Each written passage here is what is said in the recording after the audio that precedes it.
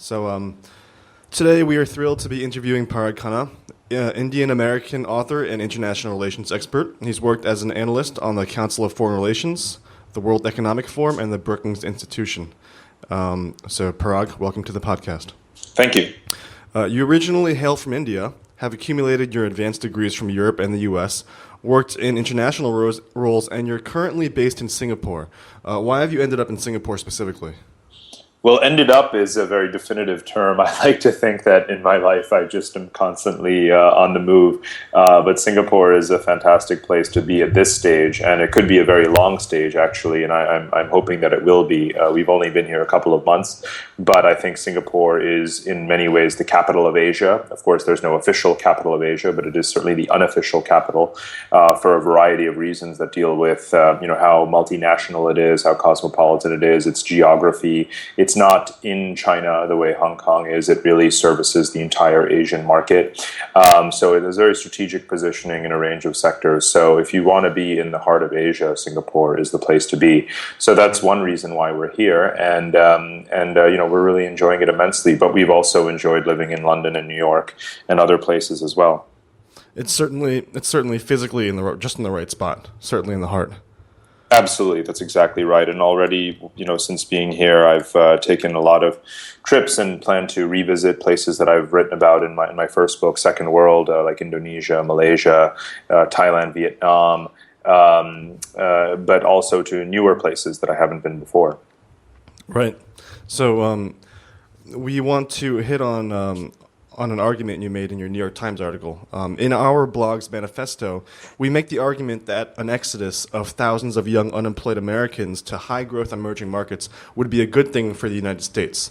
And our justification is that this would, one, reduce unemployment in a demographic that desperately needs to gain work experience, two, produce a more international workforce of Americans who have gained critical boots-on-the-ground experience abroad and can later act as informal private sector ambassadors.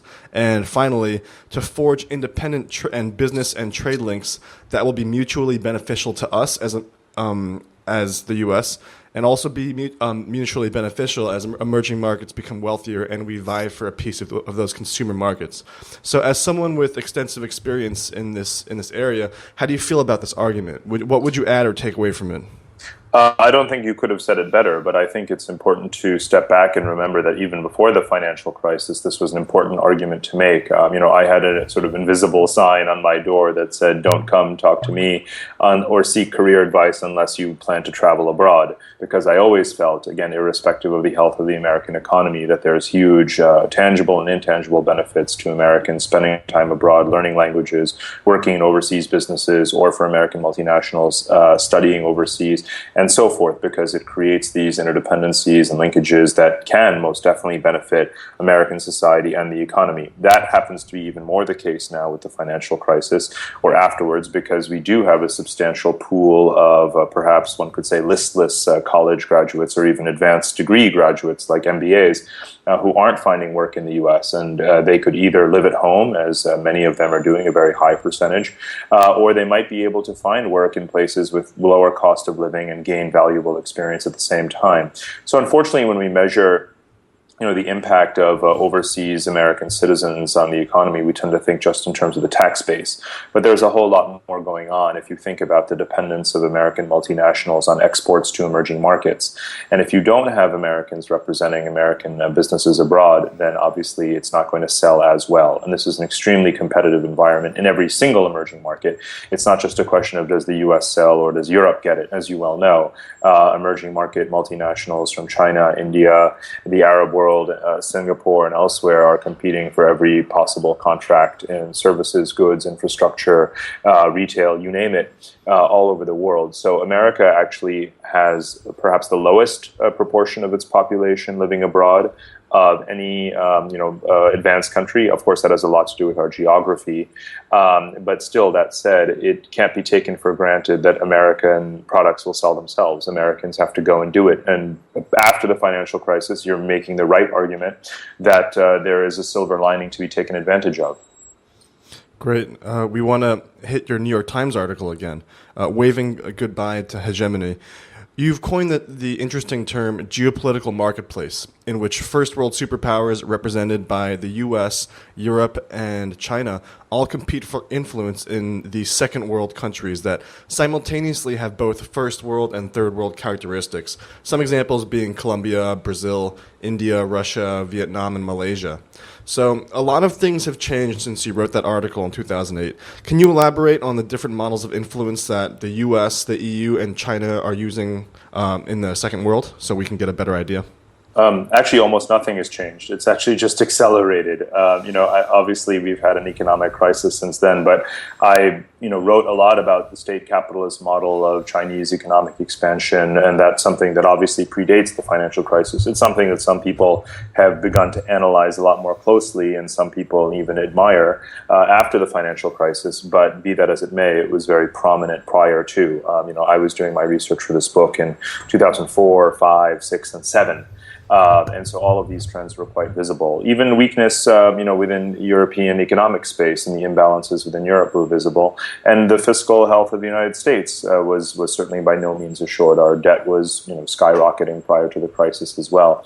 So a lot of things are actually, similar, and we should obviously treat the financial crisis as a seminal event, but not believe that it is the one and only cause of America's relative decline of influence in the world. That's a process that really began even at the late Cold War stage decades ago. So these things move in very long cycles. But in terms of the models of influence in emerging markets and the second world countries, again, you continue to see the United States, push with political ties, whether it's military, diplomatic, or otherwise, and certainly with financial and economic as well. One example of that is the TPP, the Trans-Pacific Partnership, which is meant to be America's contribution to the APEC process. That is very heavily about deepening commercial relations with allied countries as a way of gaining or maintaining a strong foothold in Asian economies, despite the rapid rise of China. China's approach has been commercial expansion as well, aid, military relationships, a full spectrum of things that it now offers to client states or potential allies. Europe has always been focusing on its own periphery, and it offers this membership in the European Union.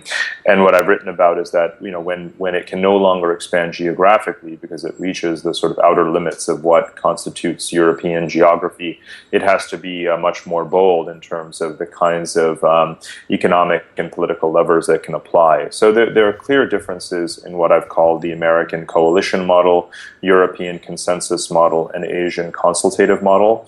But you continue to see that those are the three approaches that these superpowers take to their diplomacy. Great.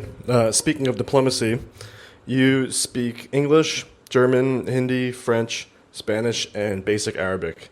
So naturally, as an international relations expert, this would be an advantage to you and probably a necessity. And we've noticed that far more Europeans and Asians compared to North Americans speak at least two languages fluently. As the world becomes more multipolar, do you think that it's important for young Americans to learn other languages and experience other cultures, or do you think English will reign supreme? I think it is very important for Americans to learn different languages for sure, and they're starting to do so more and more. You can see it happening even in New York City's public schools, where Chinese is being taught more and more frequently and widely. Now, I think, it's one thing, it's not just a numerical arms race. The thing is, we do speak English, and English is the kind of sort of sine qua non of global commerce. So we have an inherent advantage. It's not really about do you speak 4 languages because you're Swiss, versus, one if you're an average American. It's really about how well you speak whatever that language is and what you're really using it for. And I think so. One has to qualify. I think the imbalance again, our geography, our history, and the inherent advantage of speaking English already should really be factored in when making a statement or making a criticism. That said, it's extraordinarily important. And whether it's Chinese or Spanish or French or Arabic or Russian, I think what's the most important thing to remember is that you have to speak it well. So, some of the languages I speak, I don't speak particularly well.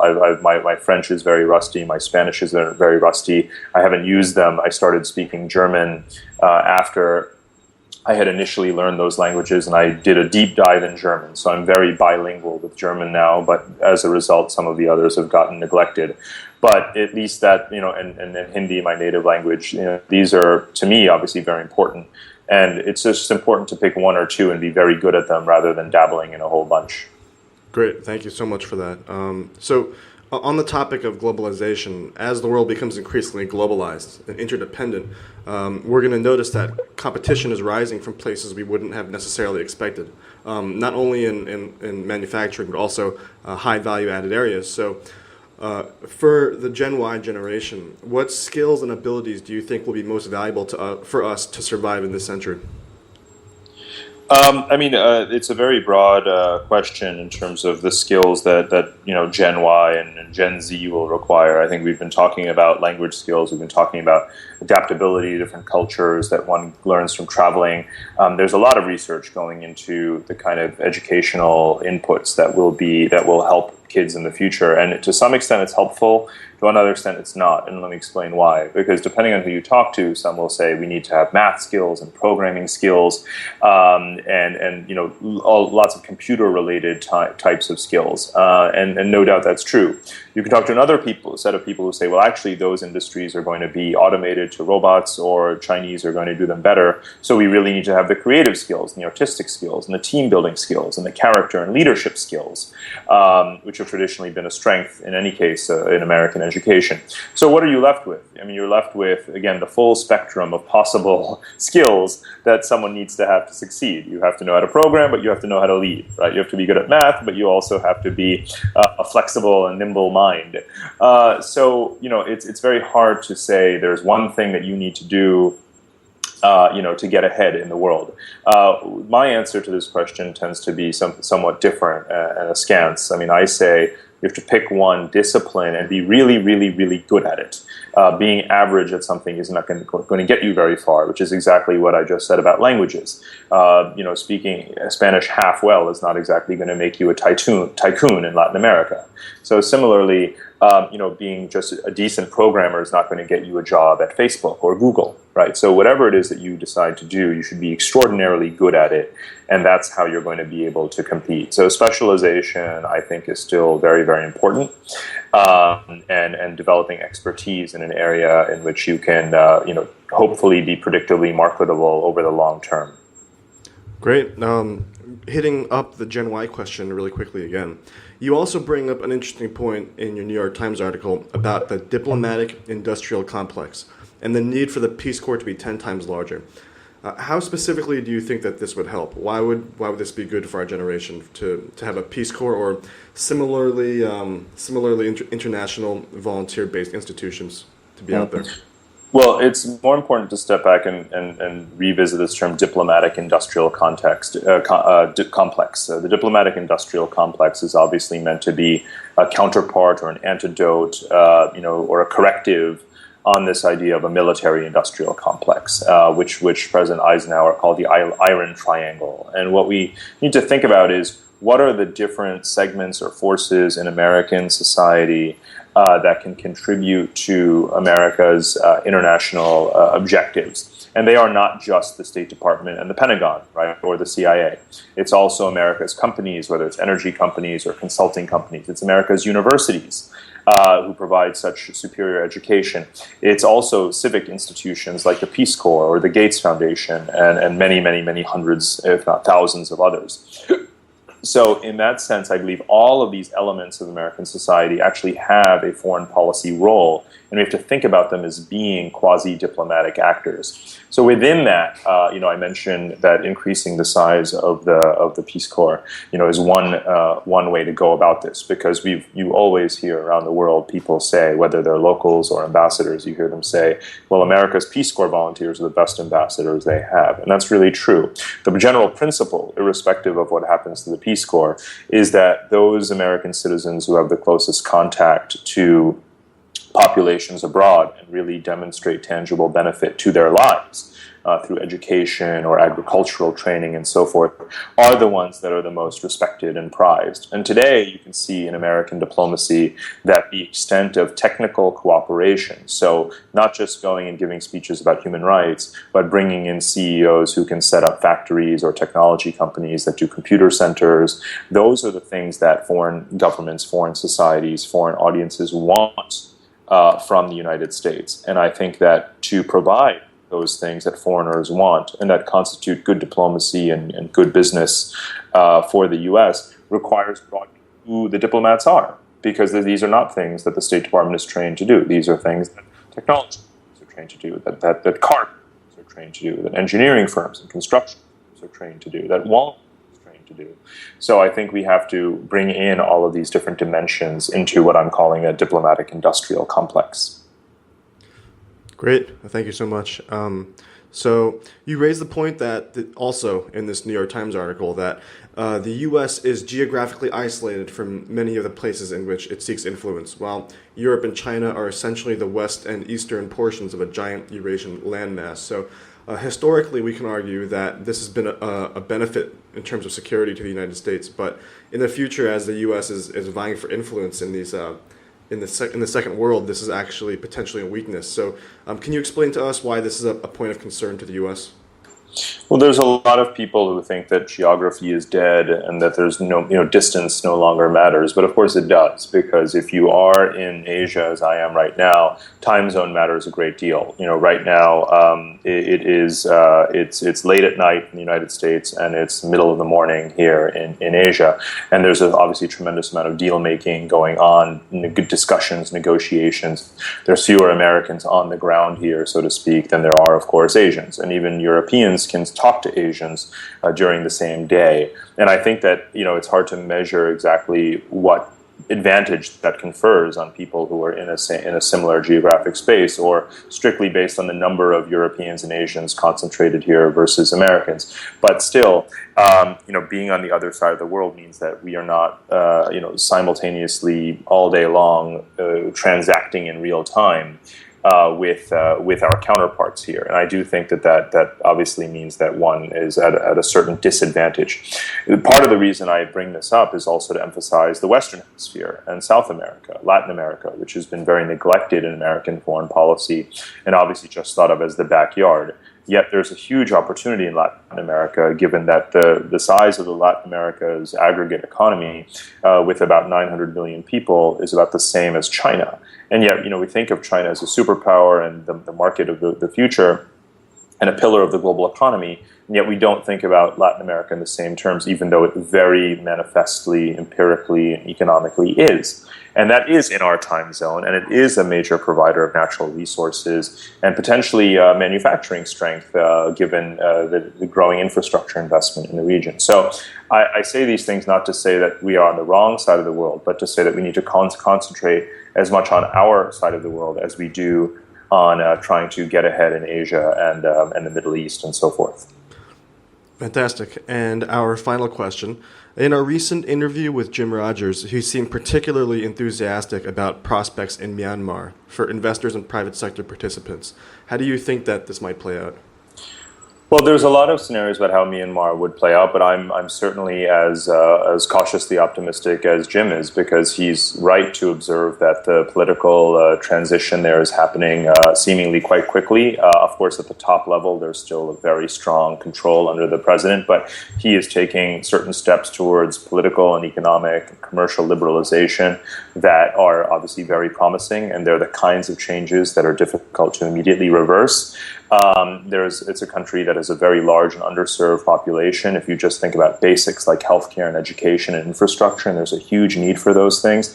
Countries like Singapore and Japan and others have been moving in quite rapidly to provide those services. So I think that there's a very rapid shift towards integration going on. All of those are very good signs. It's obviously a resource-rich country as well. China has largely been exploiting those resources, but now others can as well, and that should hopefully, and this is the tricky part, but I hope that it will initiate a race to the top rather than a race to the bottom in terms of sustainably, harvesting those resources, which is obviously in contrast to the way in which the great powers so far have been going about it. But do I think that it could become, and I emphasize could, become a really great case study in how a country comes out of the cold? Absolutely, it has that potential based on what's happening right now. And a point that he hit on very often was that it's pretty much a quote unquote land bridge between India and China. Do you think that's particularly important to its rise? Absolutely, and I wouldn't call it a rise because it's not going to become, a regional heavyweight, even though it's a strategic passageway between India and China. In fact, the best recent book about Myanmar is titled "Where India Meets China." So I think that more or less says it all. It's played that role since the colonial era, even going back to pre-colonial era. And will certainly continue to, and the infrastructure investments that are going on, whether it's in oil or gas, or resurrecting old railroads and so forth, are going to be extremely important for that country, especially because, as is often the case in emerging markets, the vast majority of the investment goes into the main city or capital city, leaving the rest of the country quite neglected. And in order to correct that, one has to expand infrastructure investment into other parts of the country. Great. That's all the time we have today. Parag Khanna, thank you again so much for getting on our call. It was an honor. Thank you, Michael. I really enjoyed talking to you. Thank you. Have a nice day. Thank you. Bye-bye.